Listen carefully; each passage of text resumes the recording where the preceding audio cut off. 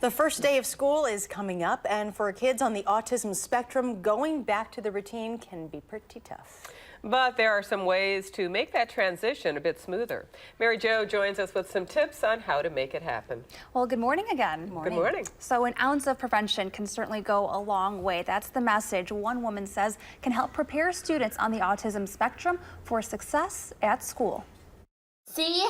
See? Anything with the alphabet, he loves it. Like many parents, Kitsy Muniz is getting her 12-year-old son Christian ready for school. Counting down the days. We say school starts September 2nd, so he looks every day and he's like, we cross out the day. Going over every detail. Brush teeth and comb hair. Eat breakfast. Shoes on. Go to school. Get backpack and go to school. Christian is moderately autistic. His mom says talking about what to expect when school starts helps him know what to expect. If you do something that doesn't work with him, his behaviors will amp up and then he could have a meltdown and then the rest of the day could be really hairy. Danielle Tolzman is the president of Autism Society of South Central Wisconsin and has a child of her own on the spectrum. She says the transition from summertime to school can be hard. It can be jarring, it can create a lot of anxiety and worry, and sometimes that comes through as negative behavior. She says the following tips can help if done before school starts. 1, create a social story. You can do this on a computer using pictures or words. Go through each of the steps of the morning routine from waking up to walking into the school building. 2, meet with teachers ahead of time.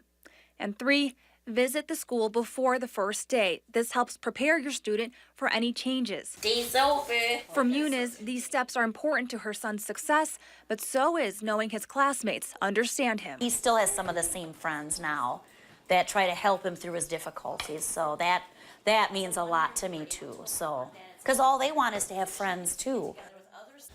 Now, while those tips work for Tolzman and Muniz, every family and child is unique, so they warn it may be a matter of trying several different tools and finding out what works for your son or daughter.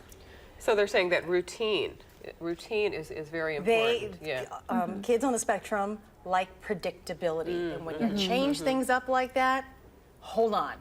Hold on. You know, so like Geo cannot understand or read words, so we have to do pictures, but we don't know how much he's actually understanding. So I did try bringing him to the school yesterday, and he would not get out of the car. We were there for 30 minutes. So it ends up being his occupational therapist came out, 2 of his teachers came out to say hi to the car, you know, and just he wanted nothing to do. He just so will you try it again then today, or? No. Not today. Not today. I'm just gonna wait till. Well, on the changes point too, after speaking with Kitsy and Danielle, who you saw there, they were saying even the smallest changes can make the difference.